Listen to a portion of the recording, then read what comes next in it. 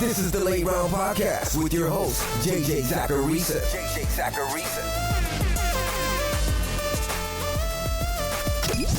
What's up, everyone? It's JJ Zacharisa, the editor-in-chief at FanDuel and at numberfire.com, and this is episode 476 of the Late Round Podcast, one of many shows that are part of the FanDuel Podcast Network. As always, thanks for tuning in. Last week, I walked through my biggest misses of the fantasy football season. Not because I wanted sympathy, but because it's important to look back and see what was right and wrong about your process in a given year. The thing is, sometimes when you're wrong, your process was objectively fine. And sometimes when you were right, your process was objectively wrong. Sometimes you just get lucky. That happened to me this year. Some of the things I got right because of good process. But some of the things were also just pretty lucky. I'll talk through that today to close up the 2020 fantasy football season. Hopefully by listening, we'll all be able to refine our process together. Now, before getting into the things that went my way this year, did you know that sports betting is live in Michigan? To celebrate, FanDuel's giving you the chance to get an even bigger win when you bet the Lakers versus Pistons this Thursday. For every 313 fans who bet on the Pistons to cover, FanDuel will move the line 1 point in their favor. There's no limit to how good this line can get. FanDuel won't stop until fans stop betting. Best of all, you can bet today, and FanDuel will cover your bet at whatever the line lands at by tip-off. Must be 21 years or older and present in Michigan. Must wager in designated crowdfunding market. Max wager $50. Payout at -110. Gambling problems? Call 1-800-270-7117 for confidential help. One thing I'm really pleased about is how I handled the quarterback position this year. I was into the idea that the quarterback market had gotten really efficient because of the rushing ability of the top 8 or so quarterbacks by ADP. I won't reread the conclusion of the article that I wrote on this before the season started. Instead, you can just go back and listen to episode 472, where I talked about the importance of rushing at the quarterback position. That'll show the receipts. But I feel good about it because it obviously goes against what people would expect with the late round quarterback draft philosophy. It's never been a game of chicken. It's a game of value. Your goal with drafting a quarterback late isn't just to be the last team to draft a quarterback. It's just that historically, you've been able to get really good value late. And it seemed clear entering the 2020 season that things were shifting. The traditional rushing quarterbacks all of a sudden had really high passing ceilings. And there weren't a ton of quarterbacks late who had that true dual threat ability. Two of the late round quarterbacks that I did like, for the record, Joe Burrow and Ryan Tannehill. And then I also liked throwing darts at Cam Newton when he signed in New England. Those weren't terrible picks, but there was a reason that Josh Allen was my highest rostered quarterback across my leagues this year. It's because it was looking clear from a projections and an outlook standpoint that it was going to be a tough year for late round quarterbacks. The market dictated it. The type of quarterbacks who were being drafted early dictated it. And even though some people started calling me middle round QB, I'm definitely happy with the way that the quarterback landscape was evaluated preseason. James Robinson is a good example of good process, but also getting very lucky. I can generally tell what I got right by, number one, looking at which players are on my own rosters, but number two, listening to you guys. You guys will often thank me for targeting specific players and talking them up on this podcast. And one of those players this year was James Robinson. So let's talk about Robinson.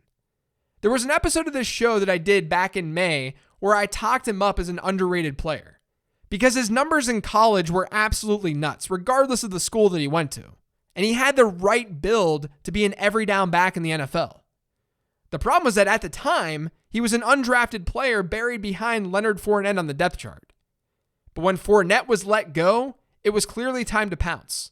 This is where prospecting and knowing these players can be really, really beneficial. A lot of lower tiered players, a lot of undrafted guys, they won't become relevant. But by knowing their profiles and what they're all about, when the opportunity arises, you have a better idea of what you're getting versus your league mates. And knowing the type of prospect James Robinson was led me to recommending him early on. When everyone was adding Devine Ozigbo, who after the Fournette release was a good ad, I was reminding people to not forget about James Robinson. I said as much in the 15 Transactions episode before week 1, saying that I actually preferred James Robinson.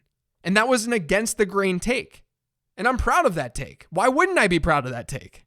Robinson was probably the best value when you consider cost in all of fantasy football. But I'd be lying if I said that I expected this. No one expected this. No one expected James Robinson to do what he did. This is where playing probability can lead to big wins in fantasy football. It's not like I said James Robinson is absolutely better than Devine Ezigbo.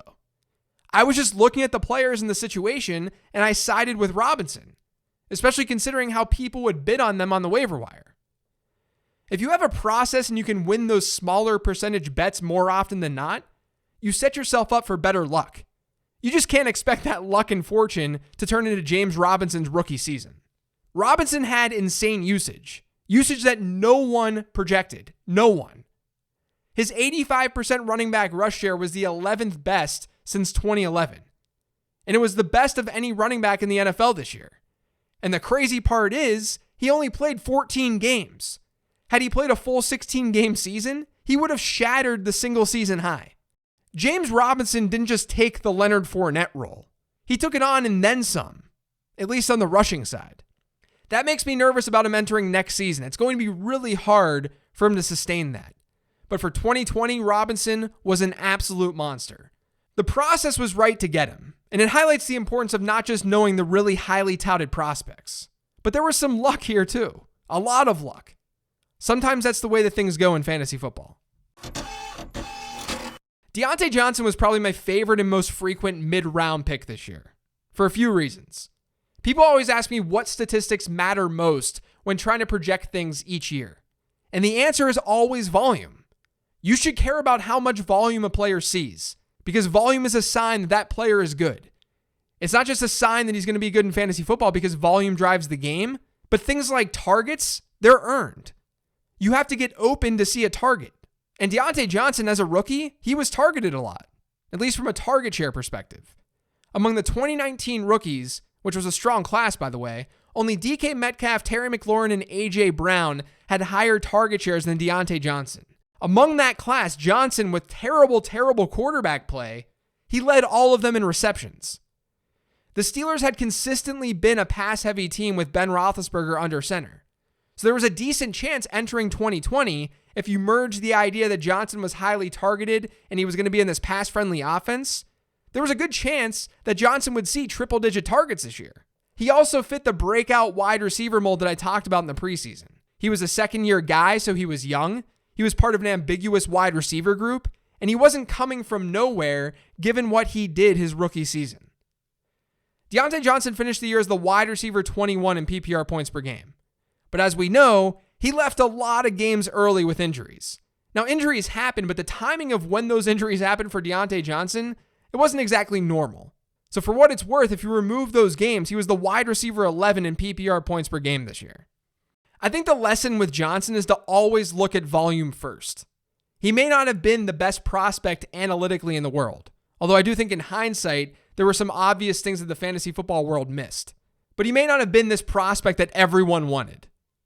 He showed up his rookie year, though, and his situation called for him being drafted higher than he was. Always look at volume first. I mentioned this one on last week's show, but I like DK Metcalf and Tyler Lockett this year, and somehow didn't like Stephon Diggs, even though the logic for Metcalf and Lockett should have gotten me on Diggs. Again, I'm still tilting about that decision.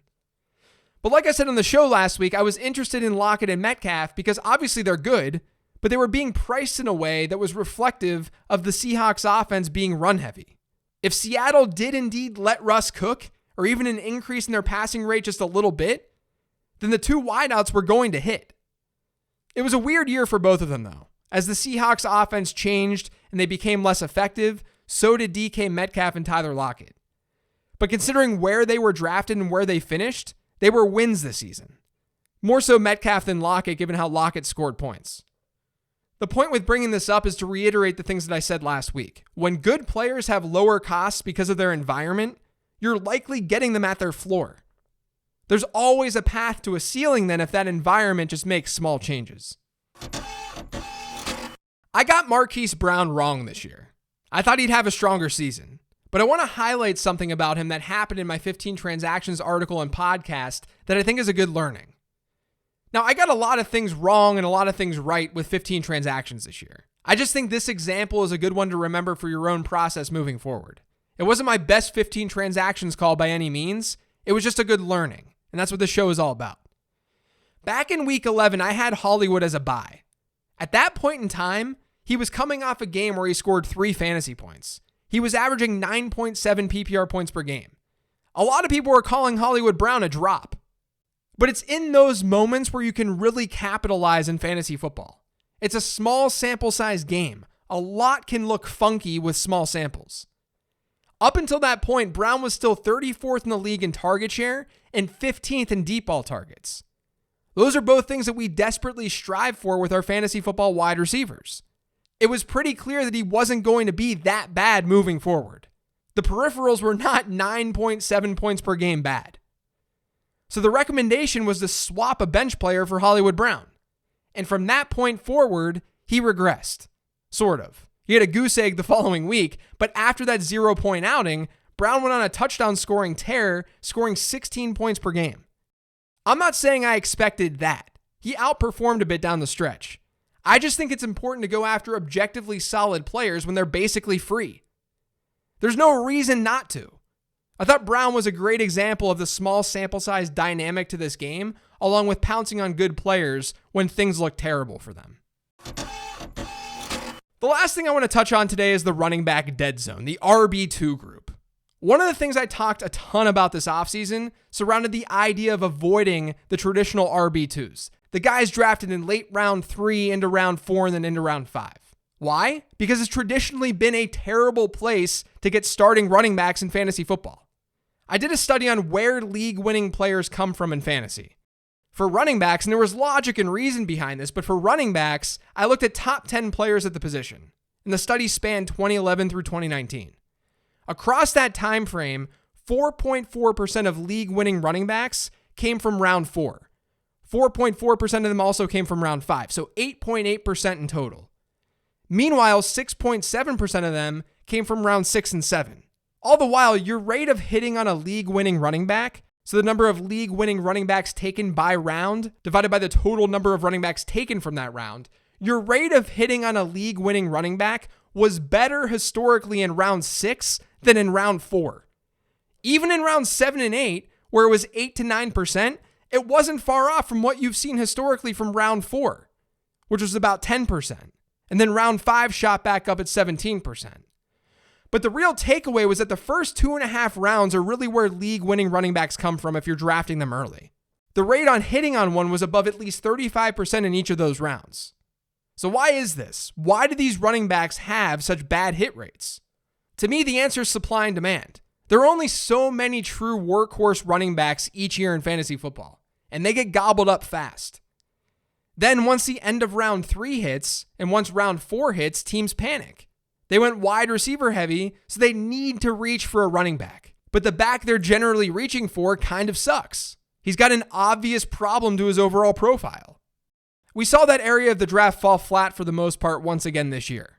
Leonard Fournette, James Conner, Le'Veon Bell, David Johnson, Melvin Gordon, Raheem Mostert, Devin Singletary, Todd Gurley, Cam Akers, Mark Ingram. The late 3rd through the 4th round was pretty bad for running backs once again. Jonathan Taylor did hit, but he was one of the few that I openly liked entering the season because of his ceiling. Now, I did like James Conner too as the other one, so don't think that I'm only talking wins here. David Montgomery was fringe in that area. But even if you want to count David Montgomery, the point is that that area of the draft, specifically the 4th round range, it's death for running backs. That proved to be the case once again this year. Now, there are plenty of things that I got right this year that I didn't talk about today. Maybe some that helped you, like being high on Calvin Ridley or loving Antonio Gibson. I just wanted to highlight some hits that were different from one another to really give you guys true takeaways from a show like this. Hopefully everything I talked about today helped. If not, in true late round podcast fashion, at least you didn't waste a ton of time. That's going to do it for today's show, though. Thanks to all of you for listening. If you've yet subscribed to the Late Round Podcast, make sure you are by searching for it pretty much anywhere podcasts can be found. And don't forget to follow me on Twitter @LateRoundQB. Thanks, everyone. I'll talk to you later in the week.